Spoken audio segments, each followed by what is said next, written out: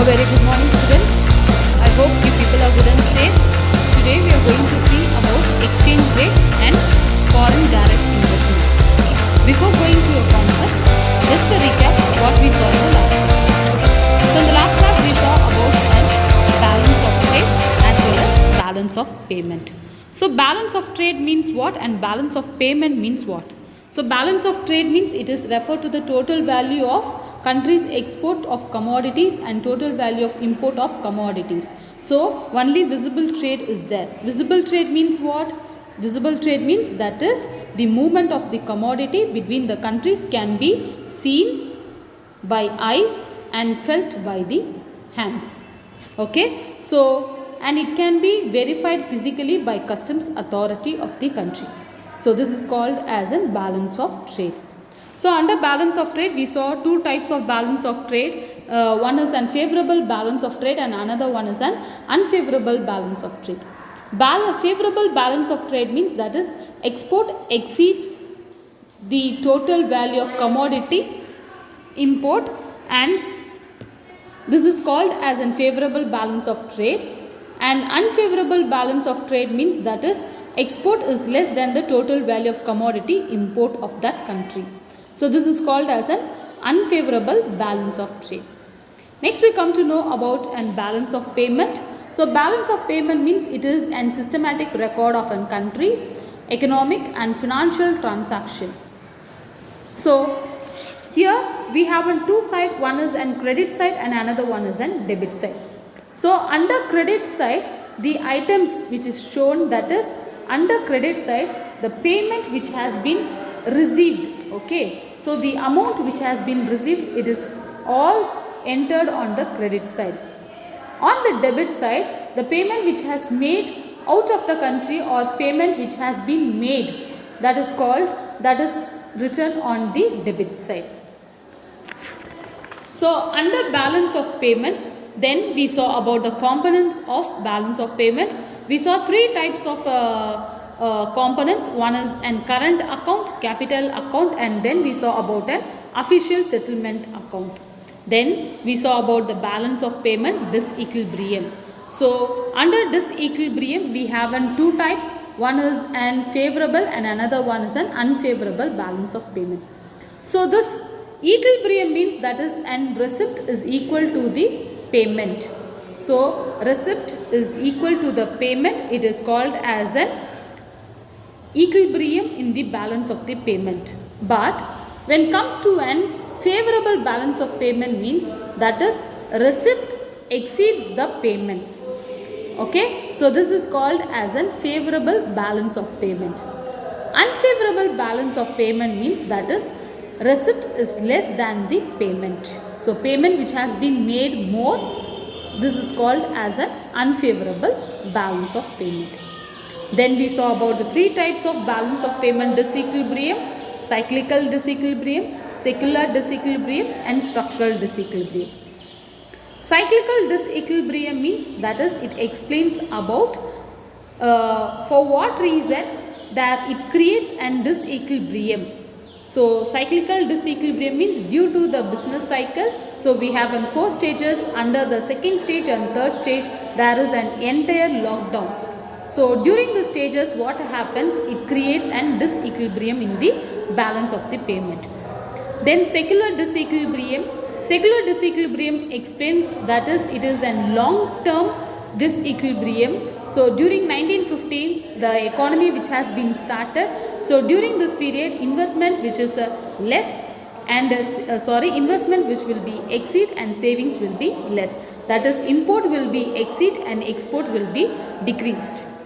Then structural disequilibrium means that is structural disequilibrium explains about the development of the economy. So during the initial stage and during the starting stage we need certain type of infrastructure for the development of the economy, like transport, communication, school, hospital, education centers, health centers, so many things which has been needed for the development. So during this period also import will be exceeds and export will be decreased. Okay. Then now we come to know about an exchange rate. Okay, next we come to know about an exchange rate. So what do you mean by an exchange rate? So exchange rate means what? The rate at which one currency is exchanged with another currency. It is called as an exchange rate. So the meaning of foreign exchange, it is called as an forex. Simply it is called as an forex. So forex means what? It is referred to foreign currencies.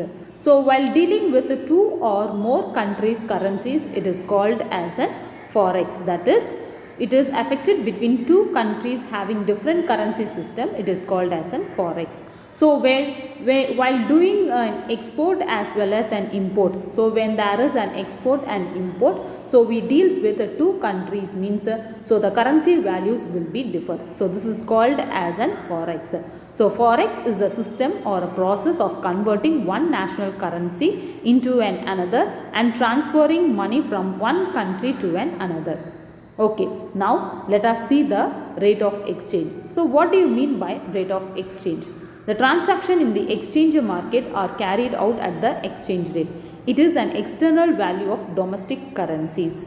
The exchange rate may be defined as the price paid in the home currency for one unit of currencies will be quoted in two ways. So see here, the country's currency values will be differ from one country to another country. Okay, so in a home country, the purchasing price will be differ.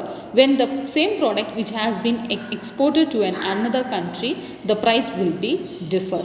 Okay, so this is called as an exchange rate. Okay, so see here, the exchange rate, that is the price paid in home currency, say 75 rupees for the unit of foreign currency. So $1 is equal to 75. So in USA, the dollar value that is $1 means now in Indian value the price is 75. So this is called as an exchange rate. So the currency values will be differ from two countries. So it has been quoted in two ways. One unit of foreign currency, that is 1 unit of foreign money, 1 US dollar to so many unit of domestic currencies. So in India, the starting price of Indian currency is 1 rupee, but US dollar will be increased. A certain number of unit of foreign currency USD to 1 unit of domestic value is 1 rupee. Okay, so see here, that is 1 rupee is equals to $1 in 1947. But now see in 2018 the same $1 now in 2018 it is 70 rupees. So exchange rate at which one country's currency can be traded for another country's currency. So this is called as an exchange rate. So there are two types of exchange rate system. One is an fixed exchange rate and another one is an flexible exchange rate. Okay, now see the exchange rate. See, when they need more export or when they need and more import, automatically in a country the currency value might be increased or decreased. Okay, so in this we have two types of exchange rate. One is an fixed and another one is an flexible. So what do you mean by a fixed exchange rate? So see this fixed exchange rate, it is also known as a stable exchange rate or pegged exchange rate. Okay, so under this fixed exchange rate, what happens here? They agree to keep their currency at a fixed rate. So they will not increase or decrease the money value. They won't devaluate the money value. So the money value which has been kept in a constant manner. So the money value will be in a stable manner. So this is called as a fixed exchange rate. Okay. So next we come to know about an flexible exchange rate. So this flexible exchange rate is also known as a floating exchange rate system. So under this exchange rate are freely determined in an open market by the market force of demand and supply. So see here, this exchange rate which has been determined through demand and supply of money. So demand and supply of money means what? That is when they need more export. Okay, so when they need to export or when they needs an import. So what happens, they if other countries want to do an import means automatically the country, if they needs more money means they try to reduce their money value. So they try to devaluate their money value and they increase more that other countries will do more import in their country.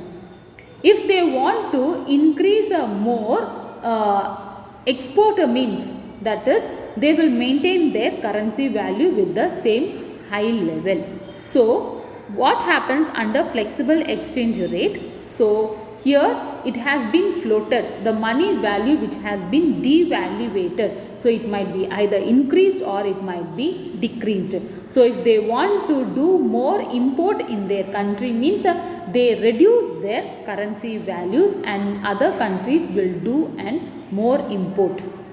But if they need more export means, so definitely they will be maintain their money value. So this is called as an flexible exchange rate. So whenever they need more export and more import means automatically the money value will be started to devaluate. So it is based on the market force of demand and supply. Okay, so next let us see the determinants of exchange rate. So see here, this exchange rate is determined. Okay, so it has been determined under the following headings, that is the exchange rate which is not only devaluated through export and import, but also certain reasons are there for determinant of exchange rate. So first one, it is an differential in inflation, second one differential in interest rate, third one current account deficit, fourth one public debts, fifth one terms of trade, political and economic stability, recession and speculation. Okay, now let us see the first one. It is an differential in inflation. So inflation is one of the reason for determining the exchange rate. So country with an consistently low inflation, that a country's money value, if certain country's money value is less. Okay, so if there is a lower inflation rate exist in a country means automatically the exchange rate will be more in a country. That is, if a country's currency's values is less means, so automatically other countries will try to do import more in their country. So this increase the purchasing power and relatively to other currencies. The second one, it is an differential in the interest rate. When a country is having a high interest rate, when the share values or whatever the values, if it is increased means automatically it attracts the foreign capital and it increase the exchange rate to rises. But if the interest rate is less in a country means definitely the foreign investors will not try to do their exchange rate in the country. Then third one, it is an current account. So current account means what? If there is an more payment than the receipt means automatically what happens, exchange rate will be decreased. So see here, the excess demand for the foreign currencies lower the country's exchange rate. Next we come to know about an public debts. So public debts means what happens? Larger the public debts are driving out the foreign investors. So because it leads to inflation, as a result exchange rate will be lower in the economy.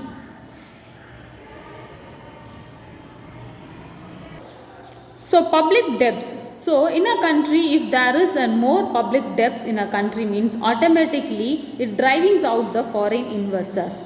So in an economy what happens, inflation started to increase in an economy. So as a result exchange rate will be lower. So other countries will not started to do their export as well as import in the country because of inflation in an economy. Next one, it is in terms of trade. So the one of the determinant of the exchange rate is in terms of trade. That is, export is greater than the import, automatically exchange rate will be in a favor condition. So see here, a country terms of trade also determines the exchange rate. If the price of a country export rises by greater rate than of its import, the terms of trade will be improved. So when in a country, when there is more export rather than import, means automatically the import, that is exchange rate, will be said to be in an favorable. Next one, it is an political and economic stability. So the political climate is stable in an economy, and there is a good performance in the economic growth, means it will appreciate by attracting more capital, that is it encourage more export in an economy. So exchange rate will be appreciated in the economy. So next one, it is an recession. So during the recession time, everything will be started to decrease, especially interest rate will be goes down. So this will creates that exchange rate will be started to decrease because of interest rate. If the interest rate is higher in an economy, foreign investors will be encouraged and they will be start to do their investment in the economy. If there is an recession, so interest rate started to decrease, means automatically there will be lowering in the exchange rate. Next one. So next we come to know about an speculation. So speculations means what? So in future, if the price or currency value, if it is going to increase, means automatically the exchange rate also will be increased. So this is called as an speculation. Okay, again I will repeat. So the determinant of exchange rate. So exchange rate is determined through 8 ways. So the first one, it is a differential in inflation. So when inflation, if it is more or less, the exchange rate also will be increased or decreased in an economy. Second one, it is a differential in the rate of interest. So when there is more rate, when there is a high rate of interest, automatically it attracts more exchange rate in the economy. Next, current account deficit. So if there is an payment which has been made more and the receipt is very less, means so it will create decrease in the exchange rate. Next, public debts. So if there is an more public debts in an economy, so exchange rate will be started to be lower. Then terms of trades. So if there is an good terms of trade, that is export is greater than the import, means automatically exchange rate will be higher, that is it will be also in a smooth manner. Then political and economic stability means, so in an economy there is an good political economy, that is stable political economy and good economic performance in an economy, means it automatically attracts the foreign capital. Next, it is an recession. So during the recession, everything will be started to decrease, especially interest rate also will be started to decrease. So when interest rate started to decrease, so it definitely it lower the exchange rate. The next last one, it is an speculation. So speculation means in future, if the price or the currency value, if it is going to increase, means so foreigners will be attracted and they will try to increase more profit in the future. So this is called as an speculation. So these are the 8 determinants of the exchange rate. Okay, so next we will move to the foreign direct. Okay, next we come to know about an foreign direct investment and foreign trade. So foreign direct investment means what? Foreign direct investment means that developed countries they used to invest their shares as well as their investment in the other countries for the development of the economy. So this foreign direct investment plays an important role for accelerating the economic growth as well as for the economic development. So foreign direct investment is a foreign trade and foreign direct investment are closely related. So in the developing countries like India, they all need foreign direct investment. So foreign direct investment is helpful to accelerate. So they used to accelerate the economic growth by facilitating, by improving, by importing the certain needs and carry out the development programs like capital goods, technical know-how, raw materials and other inputs, even and scarce consumer goods. For this also, this foreign direct investment used to accelerate the economic growth. Okay, now we will move to the meaning of foreign direct investment. So, foreign direct investment means what?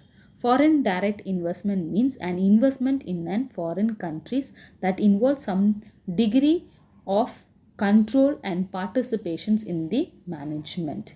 That is, some investments which has made and which has been opened in the other countries for the development of the economy. Why we need this foreign direct investment? What is the main objectives of this foreign direct investment? For what purpose we need this foreign direct investment? Okay, let us see. The first one, it is the objectives of foreign direct investment. So the first objectives of the foreign direct investment is the sales expansion. So the most important one is that to increase the sales expansion. So all over the world, what are the commodities which has been produced and it has been sold through all countries. So this is the main objectives of the foreign direct investment. And the second one, it is the most important, is the acquisition of the resources. So acquisition of the resources means if the resources which are abundant or if the resources which are in scarce, so it can be exchanged with one country to another countries. So through foreign direct investment, the resources will be expanded. The next one, third one, it is an diversification. So diversification means elaborating the systems. So we can diversify the resources, whatever it is. So if you want to get an employment opportunity or if you want to invest or whatever we want, so automatically through foreign direct investment, everything will be open up. So there is it brings an diversification in an economy. The next two objectives of the foreign direct investment is minimization of competitive risk. So when there is an investment, when a developed country used to do certain investment, automatically what happens, it brings an collateral relationship between the two countries and it brings an competitive risk, that it minimizes the competitive risk between the countries. So these are the four important objectives while dealing with the foreign direct investment. So the main objectives, why we need and foreign direct investment means, so first to expand, that is sales expansion will be increased, then acquisitions of the resources can be utilized. So wherever the resources which are abundant, that resources which can be utilized through foreign FDI, then the economy will be diversified through FDI, then it brings an minimization of competitive risk. Okay, next we will move to the advantages of FDI. So the main advantages, that is the main merits of the FDI, when we are using an foreign direct investment, when there is an foreign direct investment in a country means, so automatically what are the changes, what are the benefits we will be received. So the first main thing, it is by increasing the investment. So FDI, when there is an FDI means, FDI brings an increase in the investment. So investment will be increased in the economy. The second advantage of the FDI is that brings an technological transfer. That is, if there is an innovative in the technology, so through FDI the technology will be transferred from one country to another country. And the third advantages of FDI is it will brings an revenue to the government. So yes, obviously what happens when there is an FDI, so it creates an export as well as an import. So when there is an export and import, so it brings an tax that government used to collect and tax. So tariff, it brings an revenue to the government. So this is the third advantages when there is an FDI. Next, fourth advantages of the FDI is that when there is an foreign direct investment, it brings an part of profit from for direct foreign investment. So definitely when there is an foreign direct investment FDI in the country, it brings an profit to the economy, because when there is an investment in an economy, automatically production, employment, and certain modernization, then expansion of the resources, development of the economy, everything will be increased. So industries, everything will be started to increase, and automatically it brings in profit to the economy. The next of advantages when there is an FDI is that managerial revolution. That is, managerial revolution means working efficiencies will be increased. So people mentality that they want to increase their profit. So through export they will be started to increase their export and working efficiencies, professional management, and everything, managing technical techniques, everything will be started to increased.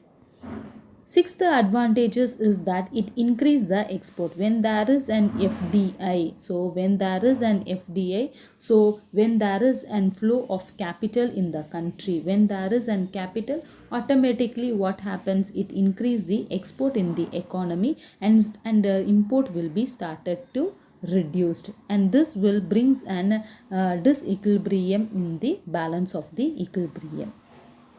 Next advantages of the foreign direct investment is that FDI investment may also helps to increase the competition and break the domestic monopolies. So see here, when there is an FDI, when other countries started to invest, okay, so what happens, the domestic monopolies will be affected and the competitions will be started to increase. So people started to face the competition, and the domestic monopolies who have uh, dominated in the field, and they will be breakdown, and they will be breakdown during the period when there is an FDI is more.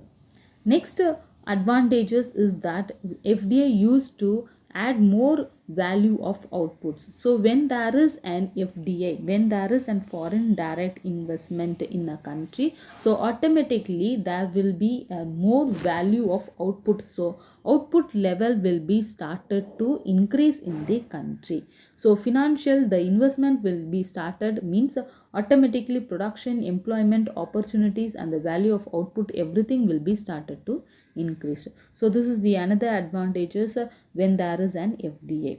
Then next advantage is that it brings an capital and foreign exchange. So when there is an foreign direct investment means it definitely it deals with an foreign exchange, that is, it deals with the other countries currencies also. So if there is an other country's currency inflow means automatically the money value will be increased, so economy will be developed.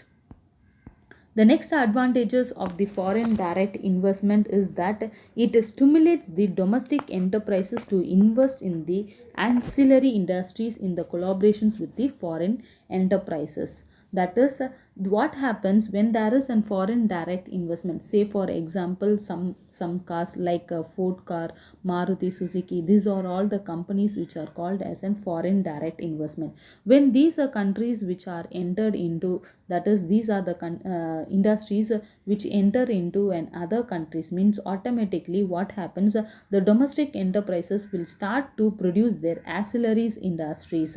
So if a car needs a certain extra machines, tools, equipments, whatever, so that type of industries also will be encouraged in the domestic industries. So when there is an collaboration with the foreign enterprises, so definitely it boosts their domestic enterprises also.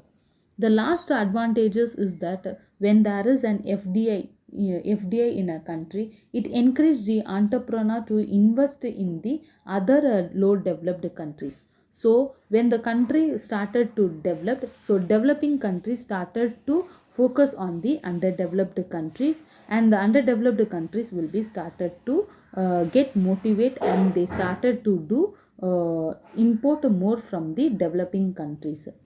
Okay, so these are the 11 advantages of FDI. Now let us see the disadvantages. When there is an FDI, what happens? So see here, when there is an FDI in a country, so that other countries started to invest or improves their industry. So what happens to the domestic countries? So when there is an FDI in a country, definitely the huge profit which will be taken by the foreign direct investment, because their investment and their shares will be taken up. So huge profit area, they used to cover the huge profit area where, so usually they will not focused on uh, they will focused on only the efficient areas and efficient resources which is most useful. For that area only they will give more priority. So the same as it is when the foreign direct investment, they will focus on the priority sectors which gives an more profit. In that sectors only they used to concentrate, so profit will be taken by them. The next thing is that technologies, the next disadvantages is that technological transport is not appropriate to the consumer. So they, what they, this foreign direct investment will do, they bring the technologies. Okay, so the technologies brought in by the foreign investors may not be appropriate to the consumption needs. So it is not at all needed, sometimes it is not at all needed by the consumer. So that type of technologies will be transferred and it has been used in the country. The next disadvantages of this FDI is that foreign investment sometimes have an unfavorable effect on the balance of the payment. That is, these FDI, what they will do, they will drain the foreign exchange by way of loyalty dividend. So they used to take a major share dividend, whatever it is, they used to take it from the from the country, and they will enjoy the major profits. The next disadvantages of a FDI is that foreign capital sometimes interfere in the national politics. So what happens with the political support, this foreign direct investment used to enter the country, and with the political support they used to enjoy in where they have invested. So political support plays an major role, and this brings an disadvantages to the economy. The next disadvantages is that foreign capital, sometimes the foreign investors sometimes engage in unfair and unethical trade practice. That is, unfair and unethical trade practice means certain goods which is not used by them, and that type of goods which has been brought to the they used to bring that goods to the other countries. So this is called as an unfair and unethical trade practice. The next disadvantages of this FDI is that this foreign direct investment in some case lead to destruction or weakening of the small and medium enterprises. This foreign direct investment, these people, what they will do, they are used to invest in a large amount. So they will benefited where they have invested, but the people in the country, in the same country, will be affected. That small and medium enterprises will be affected. So this is the one of the disadvantages of FDI. The next disadvantages of the FDI is that can result in dangerous situations of minimizing and eliminating the competition and creation of monopolies or oligopolistic structure. So this monopoly, what happens is FDI used to invest more and they used to enjoy the profit, and they brings an monopoly power. So it brings an creation of monopolies and oligopolistic structures. So what happens, uh, they will be the price leadership. They used to fall, they will not accept, they will not be as a price taker, and they will be as a price maker where they invested. So this is the most important and dangerous situations which will be happen when there is an foreign direct investment. The next disadvantages is that there are several costs associated with encouraging and foreign investment. Several association with the encouraging and foreign. So when there is a foreign direct investment, automatically it brings so much of foreign investors in the countries and the encourage and foreign association in the countries. So this leads to affect the other people in the economy. So these are all the disadvantages of the FDA. Next, FDI in India. So FDI in India plays a major role. So for the developing economies, definitely FDI is the most important one. So through FDI, so much of a free flow of capital which has been increased, technologies which has been improved, management and expertise which has been improved. So everything which has been improved through FDI. So main sectors that FDA used to invest, certain sectors only this FDA used to invest. So in certain sectors like financial sectors, that is banking and non-banking financial sectors, this FDA used to invest.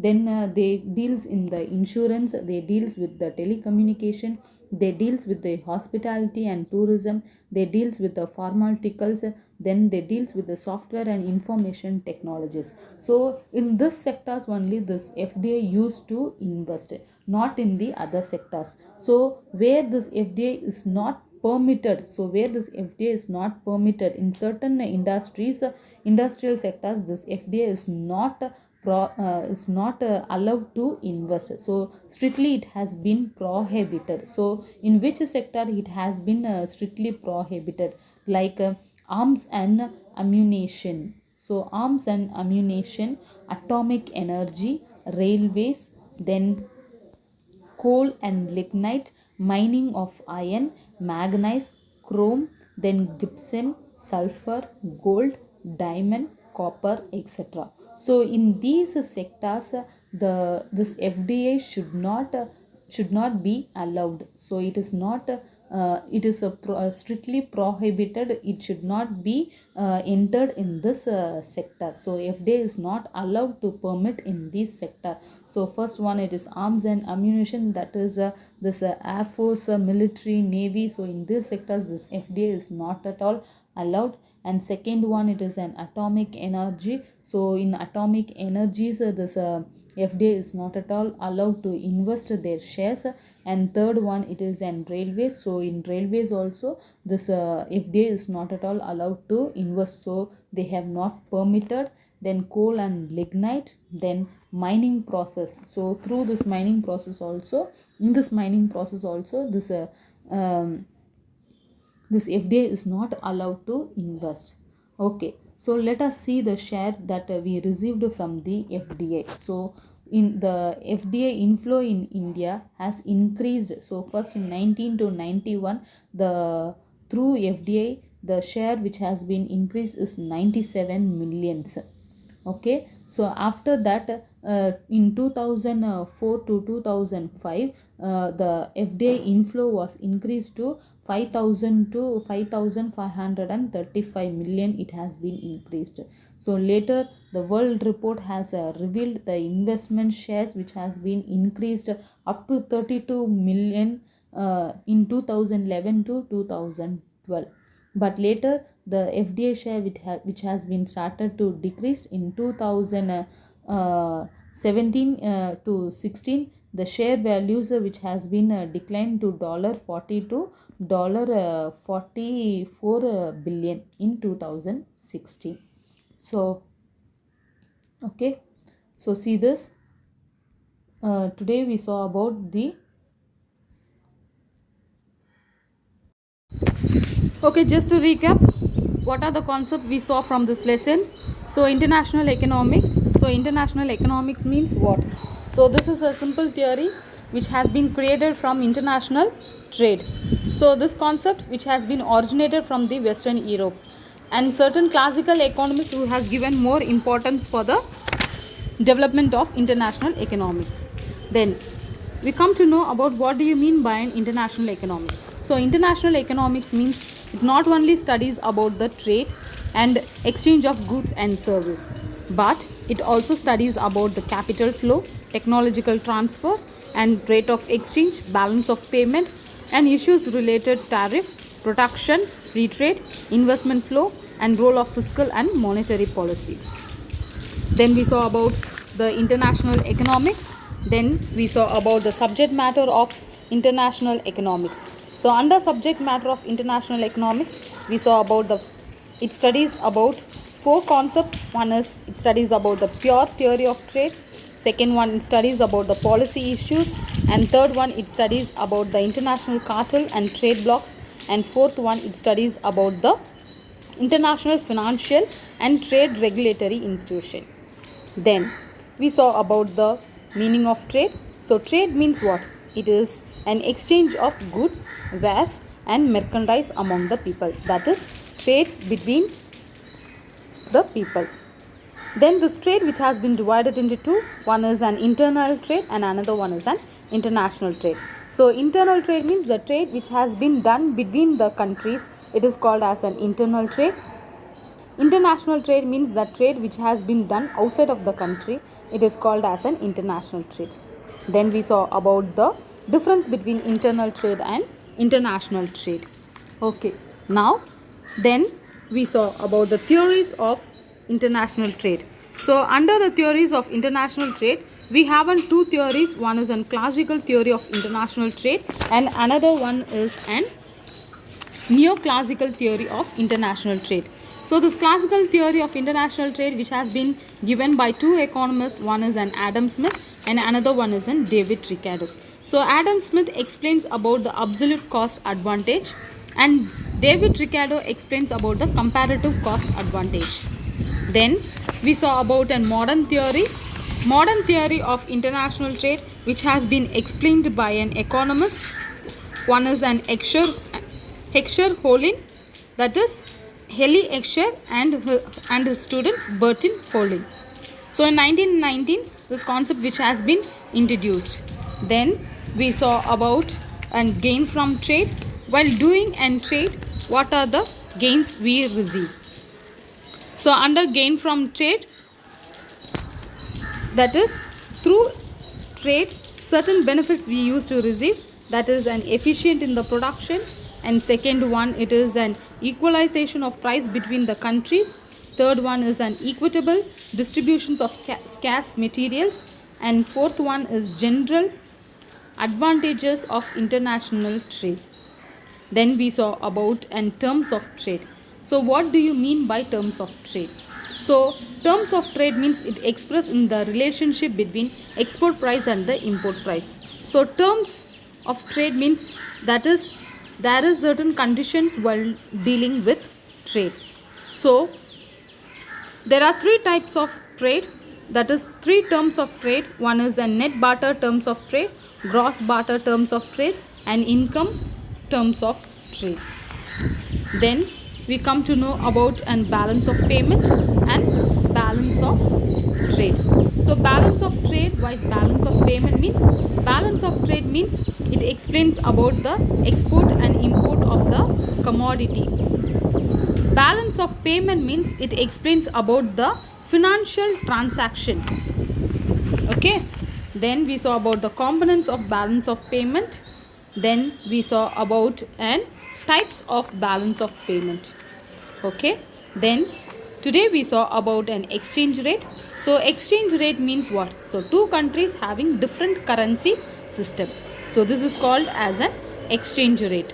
So under this exchange rate,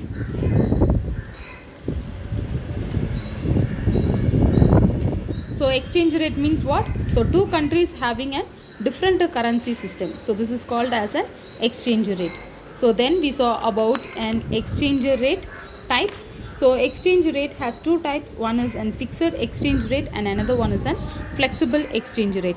So fixed exchange rate means that is the currency value will not change within the country.